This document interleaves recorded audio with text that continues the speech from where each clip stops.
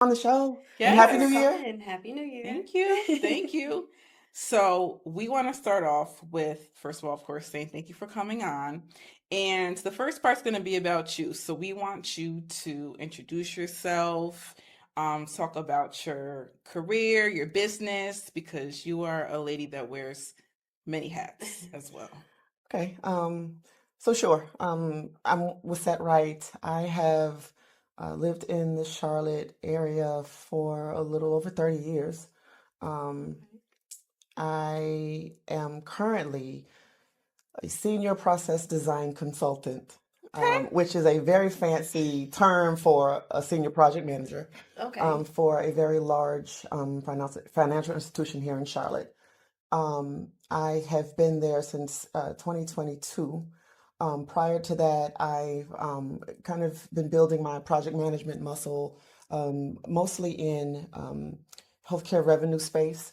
And then prior to doing that, I was with Atrium Health for about 18 years. Oh, wow. Um, just Wow. basically in patient financial services, revenue cycle management, that kind of thing. But just it grew stale. It was time to do something else. So that's why, made the move to project management. I absolutely love it. Um, what's even bigger for me is that I have been a licensed real estate agent here in North Carolina for a little over a year. Yay, So I am congratulations. super excited. I absolutely love everything about real estate. I just completed the coursework for South Carolina, Oh, so okay. I should be Coming, licensed. coming over, Should be coming over licensed my coming down way. south. Coming over I my should way. be done. I should be licensed. It's a process, but I've done the coursework, and I have to just do the exam, and I should be licensed by February. Oh, Um, nice. other than that, I really just want to focus on building that side of my business. I really want to have that autonomy that goes with owning my own business, growing my own business. Mhm. So right now it's in its infancy, Right. trying to build the brand, make sure I have a pipeline. But I want to do it the right way because ultimately I want to be known as the person who you take seriously when it's time for me to buy and sell your home. Mhm. But I have my own flair. I have my own personality. I'm very personable. I'm fun. But I also want to make sure that I'm always treating people ethically. Like I don't want to be that realtor who just is in it to make money. Right. Once I get to Okay. that point, then I need to stop doing it. Personally, I am a wife. I have been married for 36 years. I have Okay. That's two right. grown sons. One lives here in Charlotte, and then one lives in Kansas City with his family. So I have a 3-year-old grand monster, and she is amazing. She was just here for Christmas with my her son and his family, and I totally enjoyed her. I had a ball with her. So Love it. Oh. that's my life. I like to travel, and I'm a foodie. Oh, us too. Yes. Yes. Yes, yes. And Especially you today. make some. Yes, Jade is a Not foodie. y'all both nodding. A I'm foodie. just saying, it's nothing wrong with it. I Yes. love a good meal. We know. So do I. I love a great meal, honestly. So, what would you say, the most challenging part in building your business? Because I was definitely around for, the journey with the real estate and, you did your thing, and I know it's hard for, to do all that stuff on your own Right. because I tried it and I had to put it on pause. Put it on pause Um, because it's hard, it is. it's hard. That course is hard. I mean, I tried the one, to do it on your own. Mm-mm. I think you need a classroom setting, because of all the Oh, well, yeah, because of all the information. I think in a classroom setting that would have benefited me more. But what has been the most challenging part? Because you did the work, you were working hard, you got it, passed the test, and now you're building your own business. So, what has been challenging for you? What challenges have Sure. you faced? I am lucky that I am with a really, really great firm. I Okay. am with a firm called Carrot Properties here in Charlotte, and I am proud to say that it is, if I'm not mistaken, the only all black, all female firm. okay. So yes, yes. So it's Shout out. amazing. It's amazing. Shout out. So that part has been very instrumental. However, there are still challenges involved in building the brand. One, building the brand itself, Right. and no one knows me. Okay. And you can, you know, put as many ads out and business cards out as you want, but the real estate business is just it's not, it doesn't work that way. I don't know anyone who, well, very few people acquire a realtor because they saw an ad and that was the only thing.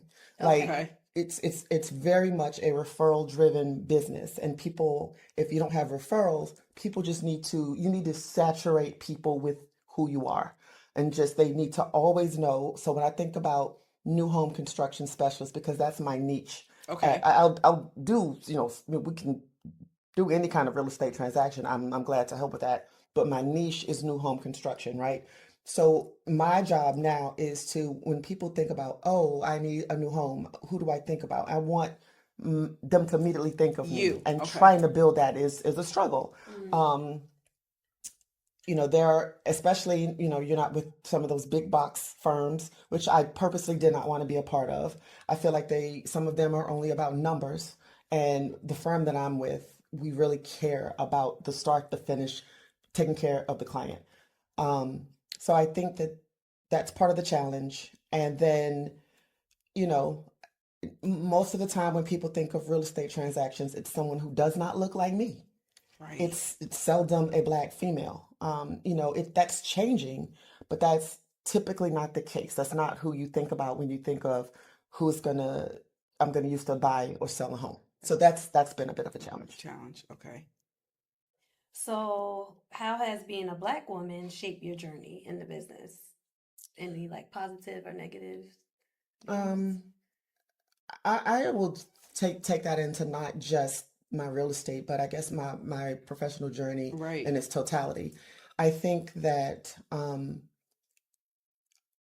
I have had to put myself in a position where you I had to remove barriers before they became a barrier. And I'll Mm. give you an example of that. So a while back, I was contemplating going back to school, getting my master's. And my son, my oldest son, was like, "Well, when you do that, what are you going to do with it? It's a degree in communications management." So he said, "What are you going to do with that?" And I said, "Right now, nothing."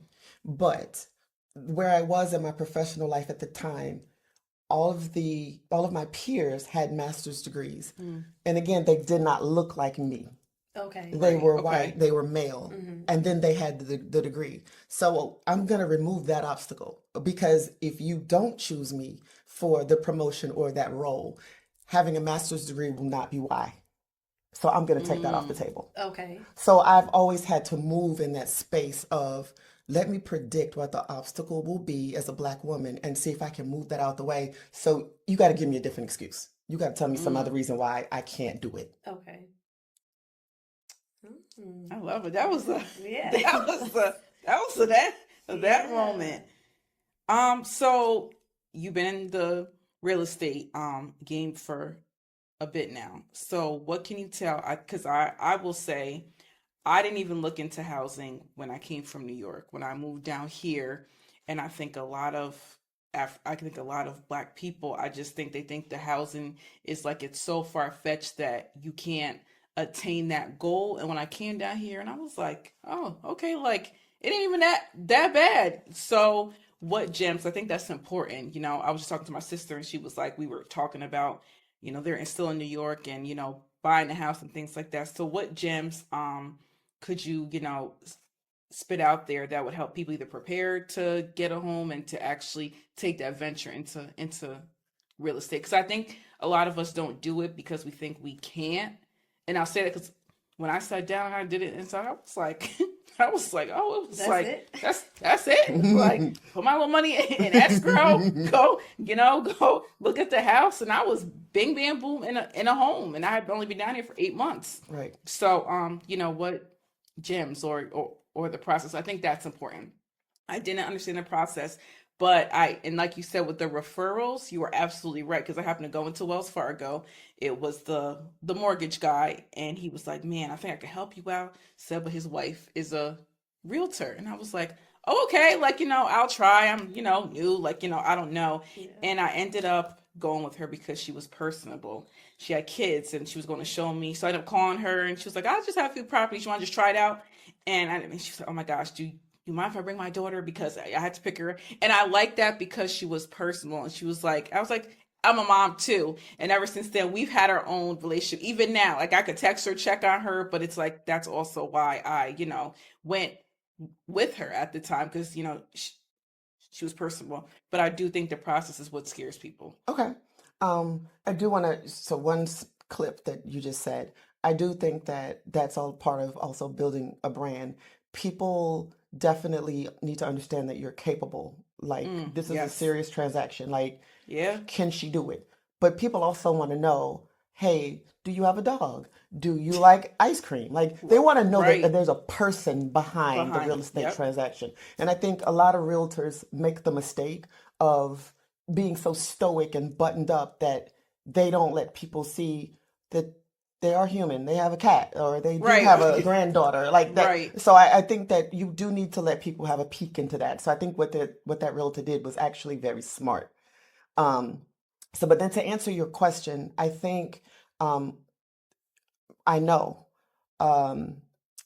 talking to people and building brands, and I've done certain pop-ups, I kind of see a recurring theme. Okay. I think that our community, we are not kind of taught to look at real estate in the same way perhaps other communities or other cultures do. Okay. And what I mean by that is there's this inherent fear of just not even wanting to try or to get started. And we have to get over the fear. Like an inquiry, what's the worst that can happen? Someone might say no, but so what? Then they might say yes. I think that we need to stop being afraid to go get what we deserve and what is ours. One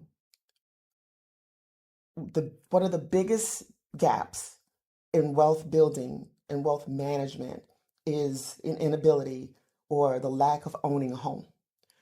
Other cultures get it. Home ownership is how you build equity. It's how you build wealth, how you build generational wealth. It's the start of that. There's families who have had homes in the family 100, 200 years. There's a reason for that. Or property or buildings that they won't sell, they won't get rid of. We as a culture need to start doing the same thing. We need to and stop waiting until we're 50 and 60 to buy our first home.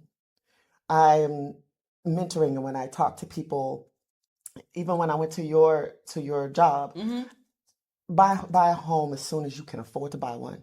If that's in your 20s, you do it. And don't let people tell you you're too young. No, you're not. You worked hard. You may or may not have gone to college, but you have a job. You've had savings. You've worked on your credit. You're responsible with your money. Buy a home because that's going to start building equity early. Stop paying someone else's rent. Pay your own mortgage. And so those are gems that I would tell anybody. Just the first thing, stop being afraid.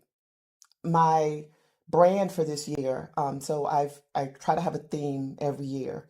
So for 2026, it's going to be on everything that I do. Okay. It's your turn, it's your time. Okay. And that goes for everyone. It's your turn, it's your time. Maybe you need to sell the smaller home. It's time to upgrade. Maybe you've been renting that studio for 5 years and it's time to go ahead and get your first home, your starter home. If you've worked for it, if it's in your, if it's driving you, go get it. Don't wait. Don't be scared because at the end of this journey, who wants to have regret? I didn't travel enough. I didn't fall in love when I had the chance, or I didn't have children. I didn't buy a home. We need to stop being scared. Okay, so do you think it's fear or lack of knowledge? I think it's a little bit of both. I think there is a gap also about the whole home buying process. So I'm glad you mentioned that as well. So again, every month this year, I am going to try to host or hold an event that is going to be specific to pay attention specifically to the home buying process, right? Okay. So this month I am going to be on MLK Day. I'll be in Cabarrus County for the parade, and I won't be marching, but I'll have a information educational table, Okay. and I'll have that set up so we can begin educating folks about this process. In February, it will be there'll be a theme every month, but in February it'll be fall in love again with your finances, Okay. and that webinar is gonna hit hard. It's gonna specifically talk about what are lenders looking for. Oh, It's going to dispel nice. myths that everybody needs an 800 credit score. No, you don't. I got lenders in our bag that if you have a 620, they can work with you. Um, you need to know about your DTI, your debt to income ratio. You can have an 800 credit score, but if you make $5,000 a month and you have $4,000 going out in debt, you're not going to get a house. You're not. You have to pay some of that down. And some people feel like, well, I make $300,000 a year. I should be able to buy a home. Yeah, but if your credit score is 400, you're not getting a house. So, like, helping people understand what you need to work on. And I mean, some of us are going to have barriers. It's going to be some Right, challenges. right. So, I'll work with you to try to say, okay, your credit is great, but you need to pay some of that debt down. Or, you know, your credit's good, your debt to income ratio is good, but no, you cannot get a $600,000 house. Your income isn't there. But let me come over here and show you some inventory that you can afford. Okay. So I think that the webinar in February is going to be very, very Yeah, helpful, getting people on the sounds path. like it. So, and get it early in the year, so you have time to work on it. So when we get into Q3, Q4, you call me and say, I'm ready. And I'm like, I got you. Okay. We'll be- Back in line. Is the goal for your real estate for you to have your own? Is that your goal eventually, or are you building up? Yeah. That's I right. like how that was put. Okay. How do you think Black women can better position themselves for financial stability? What you think? Um, so let's start with some of the basics. I think that Okay. we um, need to be better educated on how money works. I don't think that we are taught how to money. Um, money, it's finite, and you have to prioritize how you use it. And be honest, I mean, we all have days where we say, you know what? No, I don't care. I'm doing me this week, or I'm doing me this month, or whatever, Yeah. right? Right. But so splurges are fine, because if you work hard, you should be able to play hard. You should do that.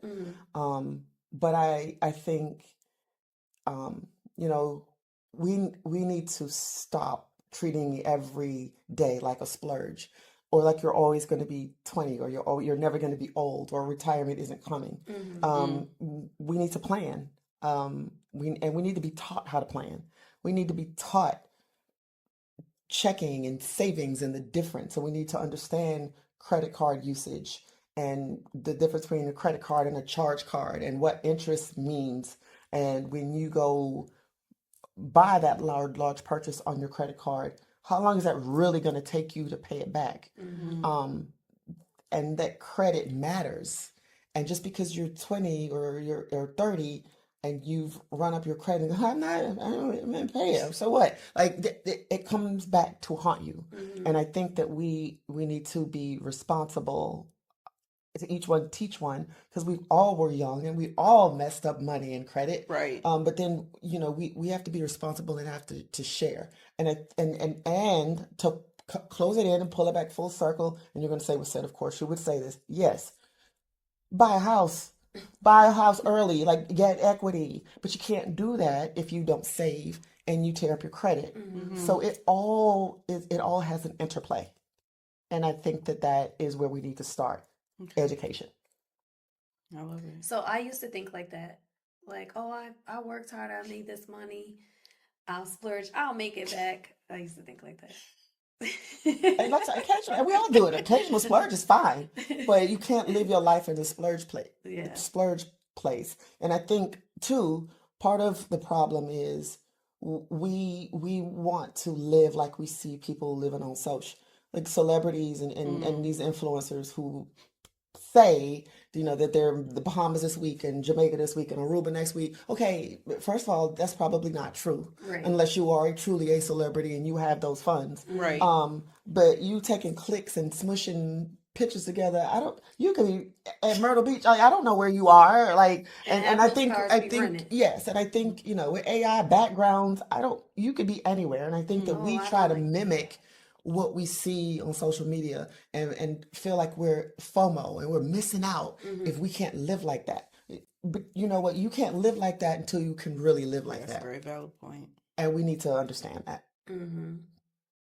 That's true. Love it. Me too. Because we have friends who's all about like designer this, designer that, splurging. And you know what? I love a nice piece. I love a purse and I love a boot and I love that, but not at the expense of did you pay mortgage this month? Like Right. it doesn't make sense. Yeah, Yeah. Or at least if you don't have anything else to show correct. for it, Correct. in a sense. 30. We did. Yeah. Yeah. In like a roundabout way. Yeah. So, okay. So, what has been your platform so far for getting yourself out there? So good old fashioned business cards and flyers, but funny enough, no one really wants them. The only person who keeps asking me for them is my mom because she takes them to church and she has a group of people who still want that business Jamie. card in their hand. Yeah. Jamie. So you pretty much social media, just trying to get some recognition there and build that brand and just keep being repetitive. Just be repetitive, be consistent, and events like getting out there in the community. Those pop-up tables. Doing a networking event. Those things matter because Right. even if you have 10 people show up and 2 call you back, and out of those 2, neither of them are ready now, you stay in touch because Right. in a And you year they'll follow be up, ready. They'll be ready. Yeah. Correct. So the events are really, really important, and I actually love doing them because I like people, and you get to meet the people and have this real interface. So yeah, I'm gonna make it my goal to attempt to do some kind of event or some kind of webinar, one a month, all year. So hopefully Do we just you continue to connect with build. like the different banks? You try to get your name out that way. So funny you say that. So our firm already has existing kind of preferred lenders that we just partner with, and we just kind of rotate. We have a couple that they kind of know our business. They know we like to close or have closes in 30 days or less. So they just work. They just kind of crank it out. What I am doing also though is meeting with multiple area builders. Okay. And so that's a nice niche because some builders, they see realtors coming and they, hold up the cross because they feel like, oh, this is somebody in the way and someone's going to, hold us accountable. Well, yes, I am. Right. Because you on site, you work for the builder. You work for that guy. My buyer walks in and looks at the shiny model home with all of these upgrades and ooh ah, and I'm not saying that agent on site is gonna do anything nefarious, but you don't work for my buyer. I do. So Right. even with new construction, it is imperative that you still bring a broker. And you Okay. take the broker with you before you go in the model home. Because what most people do not know is if you walk into a builder's model home and you don't have representation, um, and whether you call, email, walk in, and then a week later you try to bring me as your broker, that builder will not acknowledge that I'm your broker. And I can still work with you as a buyer, but and they don't have to, but most builders will pay the broker's commission. Once that builder decides, no, that wasn't first contact. You walked in here without her. Now my buyer will have to pay the commission. Oh. Right. So I always say, and not just for the commission purposes, there are still pitfalls and snags that people need to be aware of when they walk into the new home. What the design center is going to look like. People get caught up because everything is shiny and new and bright. And I'm there to say, okay, that's great. Go in here with this. I have a worksheet that I give people. Here's your designer worksheet. Fixtures. Stay on budget. Just make sure you stay focused.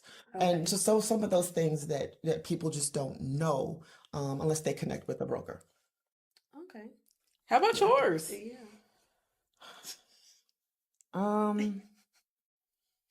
I think my role in this world is to touch lives and try to be impactful in the most positive way possible. And I'm not perfect and I don't always get it right, but I believe my role is to leave the right kind of impression on people. I don't ever want to be that person when I walk away and people are glad that I'm gone. Mm. Okay. I love That's it. good. Right. Thank It's you. like a Right. mic drop. Drops mic. Well, we 100% loved having you as our first guest on the podcast. I thank you. You know, I'm very, very proud of you. I think what you're doing is admirable. And I always pick your brain and whatever. I'm always here to support you. Now you got Ty in the circle. Ty's Yes. looped Yes. in, and I wish you the best in your anything. And we will be tuning in February for the webinar. At the end of this, there's a QR code that will be included after the podcast. So you guys can scan it and it will have all your information on it. But I'm excited. Thank I'm you. excited for you. Thank you guys for having me. I really appreciate being on. I didn't know I was your first live guest. Well, I forget, so I appreciate that. We appreciate And you. yes, and for all of you out there, please, when you get the QR code, please scan me, look me up. Website whissetteright.com. If you're not ready to buy or sell, I would appreciate any referrals. So thank all of you. I really appreciate it. Have fun. Thank Yes. you. Yes. You're gonna have to come back. Okay. Yes, for part 2, follow up, a follow up. Yeah. Well, thanks guys for joining and watching, subscribing. You have a message to leave them out with? What's her message? I have it. Go ahead. It's your turn. It's your time. And that applies to anything this year. Anything. Yes. Thank you. Thank you. See y'all later. Thanks.